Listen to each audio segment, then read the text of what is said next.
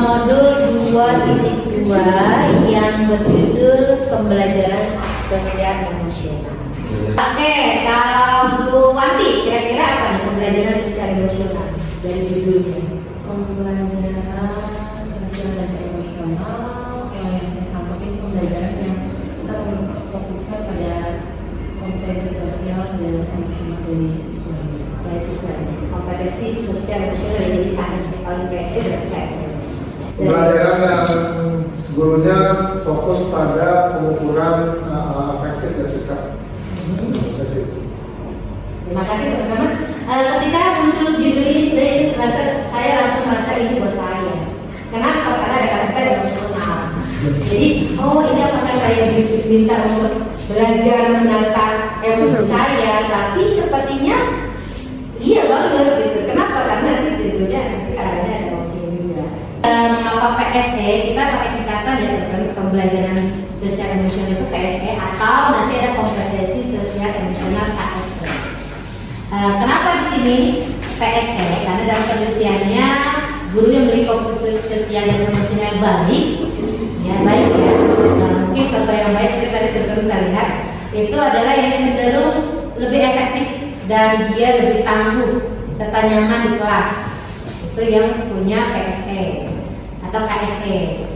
Dan memang kalau diukur, kalau dia dari TK-nya penilaian KSE-nya bagus, insya Allah kedepannya anak itu akan mudah untuk bisa menata dirinya.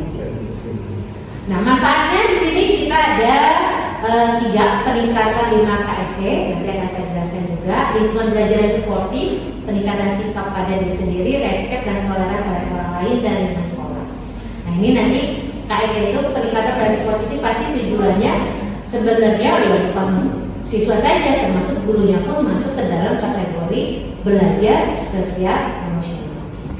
Pentingnya PSE ini terciptanya lingkungan belajar yang lebih positif, peningkatan sikap positif dan toleransi murid terhadap dirinya, orang lain dan lingkungan, serta dapat meningkatkan kesejahteraan psikologis atau well-being. Kita sering menyebutkan kata well-being. Nah, ini lebih kepada kesadaran fisiologis, secara psikologis bagaimana sih kondisi kita. Makanya mungkin kita sering bilang healing untuk meningkatkan kembali atau mericas apa yang sudah kita hadapi gitu ya. Langsung saja ke sininya 5 kerangka kompetensi sosial dan emosional. Ada kesadaran diri, manajemen diri, kesadaran sosial, keterampilan berrelasi, pengambilan keputusan yang bertanggung. Kalau melihat 5 ini, teman-teman langsung nangkep apa sih? Awalnya saya nggak ngeh, tapi setelah saya pelajari ternyata kita Al-Muslimah sudah jauh mendahului PSE. Kalau teman-teman melihat 5 ini masuknya kemana? Leadership, benar Pak Iqbal. Ternyata ini PSE itu leadership banget. Dan kita Al-Muslimah udah dari awal 32 tahun ya mungkin berarti 40 tahun yang lalu itu udah leadership banget. Ternyata setelah dipelajari ini mah leadership. Cuma di dalam pembelajaran kurikulum mereka menamakannya pembelajaran sosial emosional dengan keterampilannya kompetensi disebut KSE, kompetensi sosial emosional.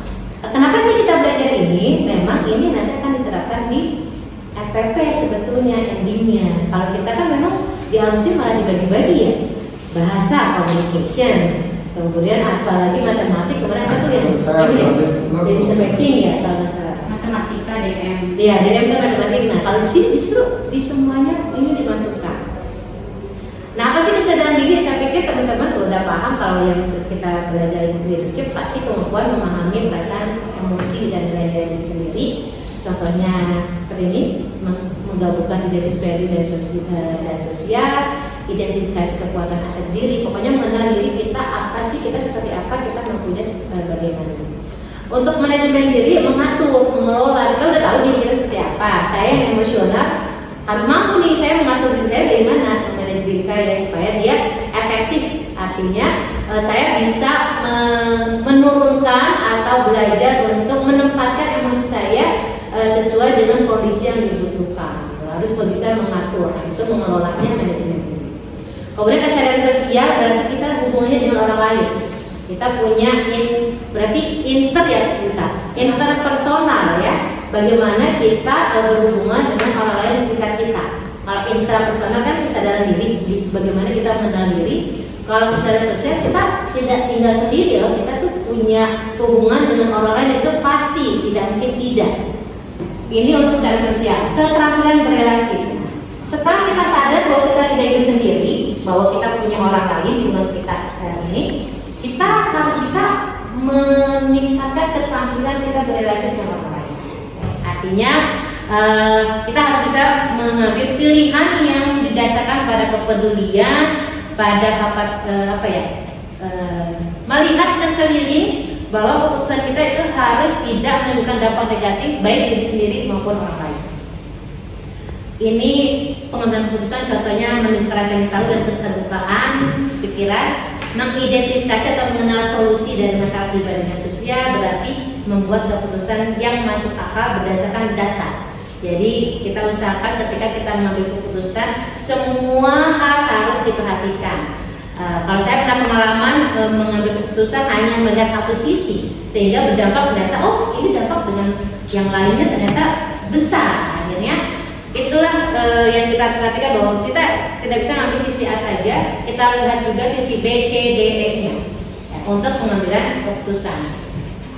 Nah ini kita diajarkan untuk mindfulness. Mindfulness itu apa sih? Pernah dengar nggak mindfulness? Mindfulness. Fokus pada fokus. Betul Pak Panggil. Fokus. Jadi mindfulness itu kita fokus kita pada saat ini. Saya saat ini fokus menjadi narasumber. Teman-teman saat ini fokus mendengarkan saya. Nah itu adalah mindfulness. Kita fokuskan diri kita pada saat ini, tidak memikirkan hal di luar sana atau yang kemarin atau yang akan datang, tidak. Jadi mindfulness itu kita memfokuskan diri untuk yang saat ini terjadi pada kita, present. Jadi kehadiran kita saat ini. Nah, mindfulness itu yang diharapkan bisa kita coba lakukan terus, terapkan. Implementasi pembelajarannya, jadi PSE ini bisa diajarkan secara terpisah atau sendiri-sendiri.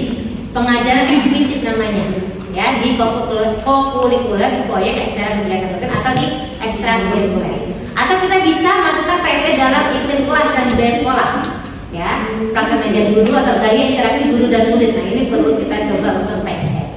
Atau di dalam integrasi dalam praktek mengajar guru dan kurikulum akademik. Nah ini masuk ke dalam RPP.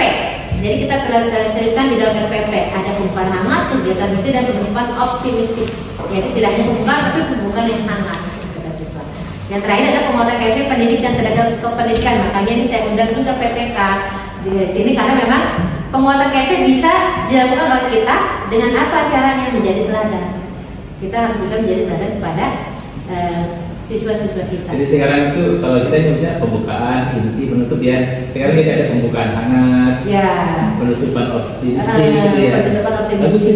Ya, jadi ini untuk bisa kita, kita harus bisa menyadarkan sosial emosional kita juga untuk anak-anak juga. Ini contoh FPP yang mungkin bisa diterapkan teman-teman. Ya. Kemudian guru minta salah satu murid untuk memimpin doa, itu kesadaran diri. Artinya kita berusaha untuk memberikan hati kita, pikiran kita kepada siswa kita. Itu kesadaran diri kita tuh hidup untuk apa? Nah itu dengan berdoa. Kemudian memberikan gambaran singkat tentang materi pembelajaran, kemudian mendengarkan dengan baik, itu manajemen diri. Mendengarkan itu manajemen diri. Attention is a fundamental skill that affects all aspects of learning. Perhatian adalah keahlian fundamental yang akan mempengaruhi semua aspek pembelajaran. Yet it has been largely neglected as an explicit focus for education. Sayangnya sering diabaikan sebagai fokus eksplisit dari pendidikan. Because it is such an essential element of helping children better manage their inner worlds and enhance learning. Karena perhatian menjadi elemen utama dalam membantu anak-anak mengatur hidupnya dengan lebih baik dan belajar lebih baik. Training and attention seems an obvious next step for that. Melatih cara memberikan perhatian sepertinya hal yang sangat nyata yang harus dilakukan dalam pembelajaran sosial emosional atau social emotional learning. Ini bisa dibaca di Comprehension and Moral Education. Itu terakhir teman-teman, terima kasih atas kehadirannya. Mungkin ada yang ingin ditanyakan atau diskusikan. Kalau tidak, saya cukupkan sampai sini. Umpan baliknya ya teman-teman di grup ya. Tolong diisi dengan jujur.